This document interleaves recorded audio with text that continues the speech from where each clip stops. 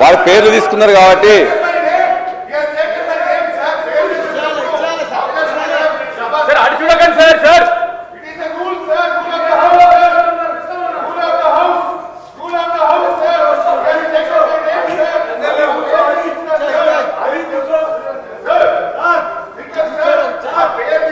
ప్రశాంత్ రెడ్డి గారు ప్రశాంత్ రెడ్డి గారు ప్రశాంత్ రెడ్డి గారు ప్రశాంత్ రెడ్డి గారు ప్రశాంత్ రెడ్డి గారు ప్రశాంత్ రెడ్డి గారు ప్రశాంత్ రెడ్డి గారు ప్రశాంత్ రెడ్డి గారు మాట్లాడండి.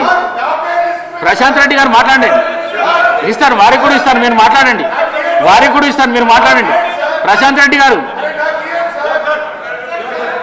సార్, గౌరవ డిప్యూటీ సీఎం గారు శాసనసభ నియోజకవర్గాలు వారు ప్రాతినిధ్యం వహిస్తా ఉన్నారు. సమయం రెండోసారి అందరి పేర్లు తీసుకున్నారు సార్. అందరి పేర్లు, అందరికి సమయం ఇస్తే ఎట్లా సార్? వారి పార్టీ పరంగా మీరు ప్రశాంత్ రెడ్డి గారికి అవకాశం ఇచ్చారు. పార్టీ పరంగా ఉంటే చెప్పండి. పల్లా రాజేశ్వర రెడ్డి గారు, పల్లా రాజేశ్వర రెడ్డి గారు. అధ్యక్ష, పల్లా రాజేశ్వర రెడ్డి గారు చెప్పండి. అధ్యక్ష ప్రశాంత్ రెడ్డి గారు. సార్, ఇప్పుడు పల్లారాజేశ్వర రెడ్డి గారు మాట్లాడుతూ గవర్నర్ గారి ప్రసంగం మీద మాట్లాడుతూ రుణమాఫీ మీద మాట్లాడారు సార్. గవర్నర్ గారి ప్రసంగం రిప్లై ఏమో సీఎం గారు చేసేది ఉండే సార్. మరి పాపం డిప్యూటీ సీఎం గారు లేచి మరి ఎందుకు మరి తను క్రెడిట్ కొట్టాలనుకుంటున్నాడా సార్? ఇప్పుడు అంతే అట్లదా సార్? సార్ అది వదిలేయండి సార్. సరిగా వాళ్ళిద్దరి మధ్య పంచాయతీ నాకెందుకు సార్, కానీ అది వదిలేయండి సరిగా సార్. సార్, ఇప్పుడు వారు రుణమాఫీ మీద మా బాల్కొండ నియోజకవర్గం విషయం చెప్పారు సార్. సార్, రుణమాఫీలో బాల్కొండ నియోజకవర్గంలో 51,000 మంది రైతులు ఉంటే ఇప్పటికైంది సార్ 20,000 మందికి అయింది సార్. ఇంకా 31,000 మందికి కావాలి సార్. వాళ్ళని చెక్ చేసుకోమనండి సార్. మళ్ళీ రిప్లైలో చెప్పానండి సార్. వాళ్ళు చెక్ చేసుకొని మళ్ళీ రిప్లైలో చెప్పానండి. ఒకటి నంబర్ 1. నంబర్ 2, మేము టీఆర్ఎస్ ప్రభుత్వంలో ఉన్నప్పుడు రెండు విడతలుగా మేము రుణమాఫీ చేసిన అమౌంట్ కంటే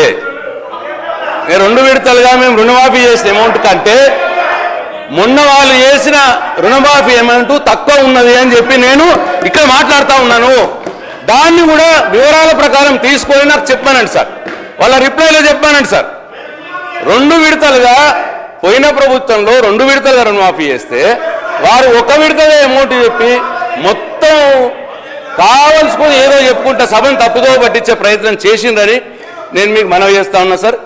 అట్లనే ఇక వేరే స్కీముల గురించి ఏవో చెప్పురి సార్. సార్, వాళ్ళు ఇచ్చినే చెప్తున్నారు.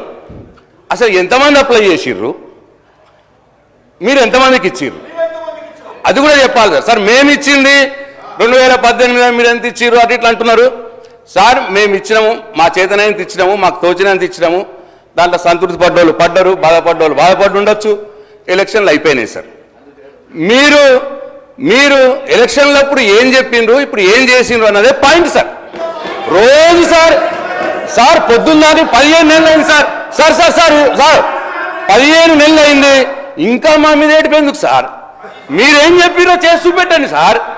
మీరేం చేసిండ్రు, మీరేం చెప్పిర్రో ఎలక్షన్లప్పుడు అది చేసి చూపెట్టండి. అది పాయింట్ సార్. మా మీద ఏడుపు పాయింట్ కాదు సార్. వద్దుగా, చాలు. 15 నెలలు అయింది ఏడబట్టి ఇంకెన్నో ఏడుస్తా సార్ మా మీద. కాబట్టి నేను మళ్ళొకసారి ఫైనాన్స్ మినిస్టర్ గారికి మనం చేస్తా ఉన్నా. నా బాల్కొండ నియోజకవర్గంలో